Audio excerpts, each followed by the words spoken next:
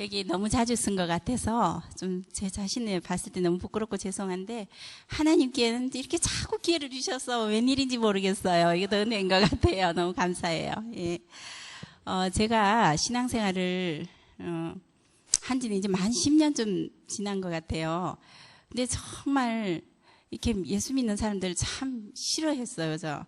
그리고 주일날 어디 갔다가 이렇게 늦게 이렇게 뭐 가족 행사나 이럴 때 참석하는 그런 옳게 보고 이러면은 참 그게 너무 이해가 안 되고 이래갖고 늘 핍박하는 그 자리에 선두에 제가 서 있었던 사람이거든요. 근데 이제 그때는 제가 하나님이 싫어하는 거는 세상이 다 했어요.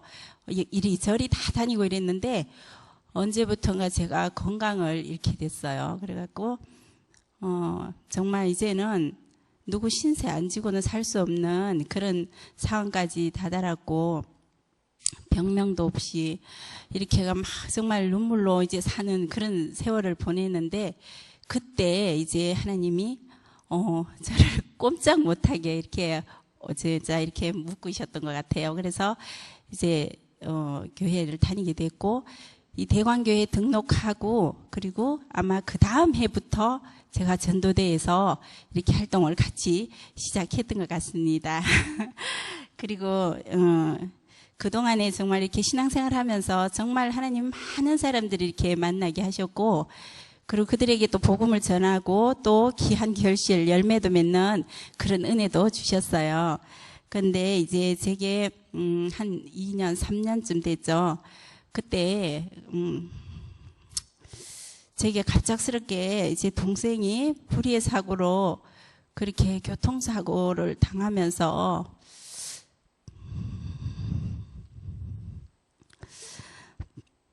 먼저 세상을 이별하고 떠난 동생을 볼 수밖에 없었는데요.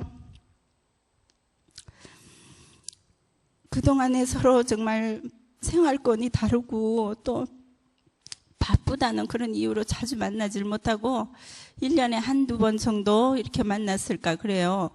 그럴 때마다 이제 제가 먼저 예수님을 믿었고 이제 분명히 그 확실하게 이제 그 사랑을 알고 누구나 믿어야 되고 그 길을 갈 수밖에 없다는 그게 확신이 있기 때문에 몇 차례 만나면서 예수 믿어야 된다고 이제 복음을 전하고 했었어요. 근데 이 동생은 늘 그래요. 누나, 지금 한창 바쁜데 내 나이에 지금 한창 일할 때인데 지금 우리는 또 시골인데 교회도 멀고 그래서 갈 수가 없는데 그렇게 지금 그 얘기해봐야 자기는 못한다고 이러면서 자꾸 다음에 하지 이제 이렇게 얘기를 하더라고요. 그래서 그걸 저도 그 가 있는 시간이 너무 짧잖아요. 잠깐 갔다가 바로 와야 되기 때문에 그렇게 정말 몇 번 권하다가 그냥 말고 이랬는데 그때 그래도 자기 애들은 그렇게 교회를 보내게 됐어요. 그래가지고 그 아이들은 이제 교회를 다니게 됐는데 끝까지 그 동생은 이제 예수님을 영접하지 못하고 갑자기 그렇게 교통사고로 그렇게 이제 생명을 잃었다는 그런 비보를 듣게 됐습니다. 지금도 저는 그 동생 생각을 할 때 아까 목사님 말씀하실 때도 너무 가슴이 아팠어요. 너무너무 미안하고 안타깝고 이 생에서 이 인연이 정말 이렇게 끝나는 것이 너무너무 마음이 아팠습니다. 동생의 죽음을 보면서 사람의 생명이 귀하니 언제인지는 아무도 모르는 이 상황 속에서 복음의 긴박함을 더 절실히 그렇게 느끼게 됐습니다.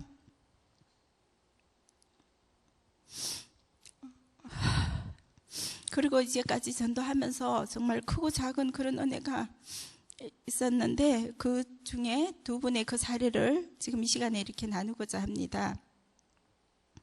한 번은 이제 제가 이 기도 골방에 기도하러 왔는데 이명순 권사님이 그러시더라고요. 집사님, 지금 어떤 한 자매가 지금 완전히 생명을 잃을 그런 자살 위기 직전에 있는 사람을 만났다고 그렇게 얘기를 하세요. 그런데 제 마음에 막 뜨거운 그 열정이 그 복음을 전해야 되겠다는 그런 마음이 막 일더라고요. 근데 그때 시간이 벌써 오후 6시가 거의 다 돼갈 때였어요. 근데 그분을 찾아가기에는 시간이 벌써 너무 늦어서 집사님 뭐 그러면 그때 한 몇 년 전이었으니까 그 집사님은 다음에 그냥 다음날 그 집을 갑시다. 그렇게 해가지고 아마 그날 어디 결혼식이 있었던 것 같은데 결혼식을 조금 늦더라도 일단 그 집을 갑시다. 그래서 어제 얘기를 듣고 그 집을 갔어요. 갔는데 벌써 그 전에 이명순 권사님은 그분과 관계가 계속 이렇게 이어져 있었더라고요. 그분이.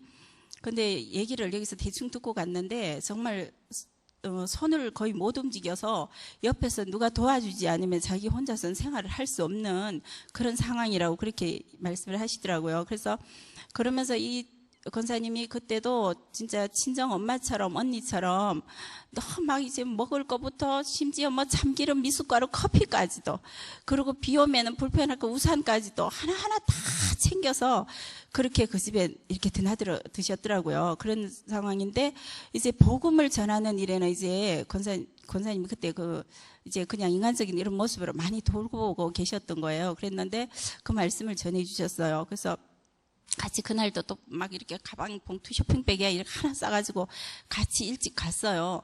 그래가 그 집을 딱 들어섰는데 저는 깜짝 놀랐어요.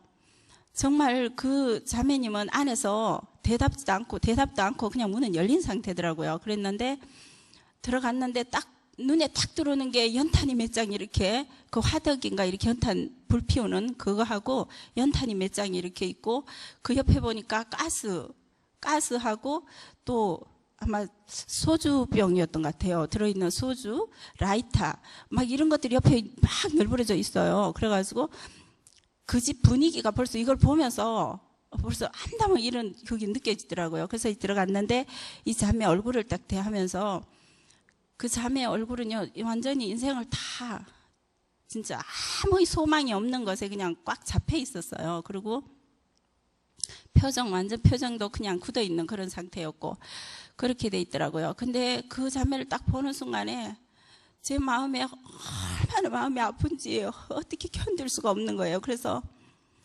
다가가서 왜 이렇게 됐냐고 그랬더니 자기 같은 사람은 필요가 없대요. 이 세상에 존재할 이유가 없다는 거예요.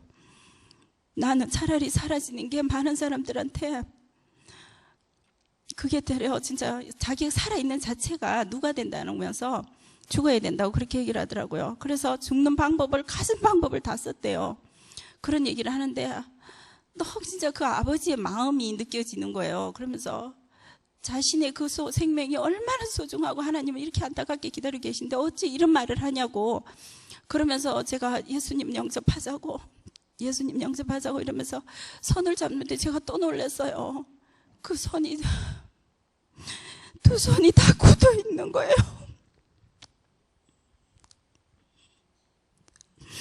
그 발 앞에 자해를 해가지고 이 두 손이 다 굳어가지고 아무것도 못하고 그렇게 돼 있는 모습을 제가 봤어요. 그러면서 예수님을 전했습니다. 이제 복음을 전하는데 자매님이 예수님 믿겠노라고 그렇게 얘기를 해요. 그렇게 얘기하면서 이제 그 다음 주인가 해가지고 교회 나와서 등록을 했습니다. 그래서 그 먼 거리에서 정말 차를 탈래도 이거 차비를 낼 수도 없는 손을 못 움직여가지고 그 거리를 걸어 다니면서 비가 와도 비도 맞고 우산도 못 쓰고 이러니까 그렇게 다니면서 이제 믿음 생활을 하기 시작했어요. 근데 그 쌓여있던 그게 믿음 생활해도 그렇다 바로 달라지는 게 아니더라고요. 그러다 보니까 잠시만 제가 방심을 하면 연락을 잠깐만 안 하면 그 사이에 또 어디 양수리 저수지 가서 죽는다고 또 없어진 거예요.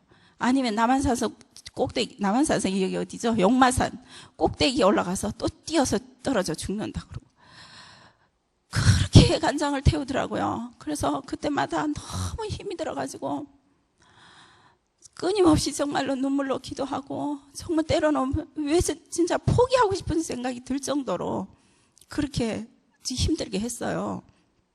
근데 그럼에도 불구하고 하나님은 끝까지 한 영혼을 포기하지 않으시잖아요. 그래서 그 영혼을 또 놓지 않고 기도하면서 또 섬기면서 이렇게 하는데 나중에 그 사람이 신앙생활을 하면서 완전히 딴 사람으로 변했어요. 그러면서 정말 그 이전에는 자기 옛날 얘기를 제가 잠깐 듣게 됐는데 너무나 가난한 집에서 형제 많은 그런 형제로 해갖고 태어나가지고 못 먹어서 그래서 이제 뒤늦게 결혼을 좀 일찍 했는데 남편을 어떤 사람은 15살 나이 차이가 나더라고요. 그래서 그 사람은 모든 게 기반이 돼 있고 다 닦여 있으니까 그 사람만 만나서 살면은 자기는 배부르게 먹고 행복하게 살 수 있었대요. 그래서 그 사람을 택해서 갔는데 그 사람이 그렇게 모으기까지 그런 마음으로 살았다는 걸 전혀 자기가 못 느꼈다는 거예요. 근데 살아보니까 자기하고 너무 반대더라는 거예요. 그래서 정말 아이 하나 낳아가지고 키우면서 그런데 그 살림에서 이제 그 남편 돈은 남편 돈이고 나도 내가 이제 독립을 해야 되겠다 해가지고 그래서 나왔더라고요. 나와가지고 자기가 돈을 꽤나 벌었더라고요. 열심히 살았대요. 그래서 벌었는데 돈을 모아놓고도 이제 돈은 어느 정도 했는데 그 미웠던 남편과 애 놓고 나온 게 그게 또 마음에 사무쳐서 그러면서 나는 이제 집 나갔다고 해서 그 남편은 이제 부인을 보려고 생각도 않고 이러니까 자기는 이제 없어져야 되겠구나. 이제 이런 생각으로 이런 아주 끔찍한 일들을 이렇게 계획을 하고 또 진행을 했더라고요. 그랬는데 나중에 이제 그런 모든 돈도 그런 것도 필요 없고 그럼 절망 속에서 있다가 예수님 영접하고 신앙생활 하면서 이제 모든 게 정말 감사 모든 게 감사하대요. 그러면서 입술에서 그냥 감사 찬송 늘 이렇게 얘기를 하더라고요. 그래서 저렇게 달라지는구나. 그래서 제가 처음에 얘기했던 게 나 역시 그런 사람이었지만 지금 예수님 믿고 지금 신앙생활 하면서 이런 사람으로 변했다. 분명히 자기도 나중에 틀림없이 주님의 영광을 드러내는 간증인의 삶을 살 것이다. 그러니까 지금 당장 이렇다고 지금 이 순간이 이렇다고 절망하지 말고 기다려보자. 이제 이러면서 했는데 정말 그렇게 새 사람으로 이렇게 완전히 변하는 그런 모습을 또 봤습니다. 그리고 또 한 분의 사례가 있는데요. 이분은 우리 교회 집사님이세요. 이제 아시는 분들은 이제 좀 아실 텐데, 이 집사님이 그 남편으로 인해서 남편이 이제 알코올 중독으로 이렇게 해서 너무너무 힘든 그런 상황이었어요. 그랬는데, 그러다 보니까 그 아이들도 그러고 부인도 그러고 온 가족이 완전히 이게 파탄의 그 위기 상황이었어요. 그러니까 사내 못 사내 늘 그렇게 하면서 정말 힘든 그런 과정을 겪고 있었는데, 그 집에 이제 복음을 전하기 위해서 이제 그 집을 들어가야 되는데 부인 혼자서는 어떻게 할 수가 없다고 해서 도움 요청을 해왔어요. 그래갖고 제 혼자서 또 이게 저희 전도대원들이 다 지금 같이 활동을 하시지만 남자들이 1대1로 대한다는 건 지금 이렇게 전도자라서 조금 때로는 좀 힘든 부분이 있더라고요. 어려운 부분이 있는데 그러다 보니까 제가 제 남편한테 이제 도움을 요청을 했어요. 그래서 이제 그 집을 같이 가자 이렇게 해갖고 같이 가고 또 집에서 만나고 바깥에서도 만나고 이렇게 하면서 몇 차례 만남을 계속 가졌거든요. 그렇게 하면서 이제 그분이 교회로 등록하기까지 됐어요. 그렇게 했는데 등록하시고 교회 좀 나오시다가 또 안 나오시고 다시 그게 더 심해지시고 이러면서 이제 나중에 직장까지 잃게 되는, 그리고 완전히 멈췄어요. 그냥 모든 게.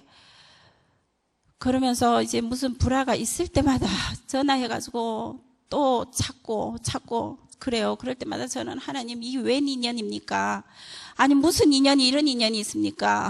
막 이러면서 저는 또 하나님 앞에 막 기도를 하고 이렇게 했는데도 그래 또 포기할 수는 없잖아요. 또 그래서 이제 또 드나들고 이렇게 하면서 해갖고 정말 이제 다시 교회에 나오시게 됐고 지금은 그분도 신앙도 회복하면서 지금은 주일날 예배드리고 또 확신반 공부도 지금 하고 있습니다. 그리고 또 직장도 얻으셔서 다시 지금 출근하고 계시고요.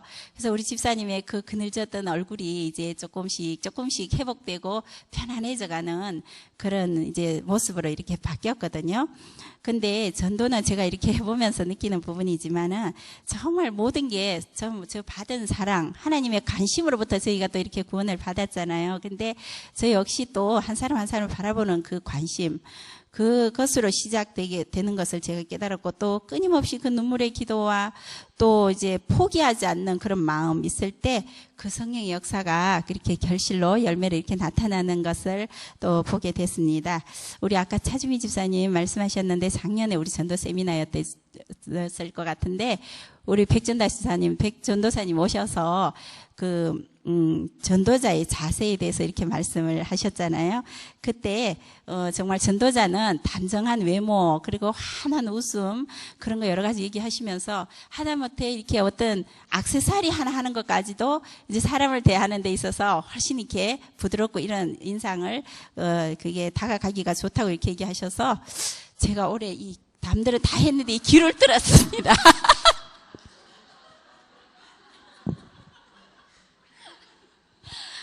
우리 권사님들 많은 분들이 지금도 귀를 안 뚫었는 사람이 있냐고 이러면서 해갖고요. 제가 아주 이렇게 결심을 아주 하고 이렇게 귀를 뚫었는데 어떠세요? 좀 예뻐 보이세요? 네. 자, 올해도 이렇게 전도대, 기도대 이제 열심히 같이 이렇게 협력해서 열심히 한번 해보겠습니다. 끝까지 들어주셔서 감사합니다.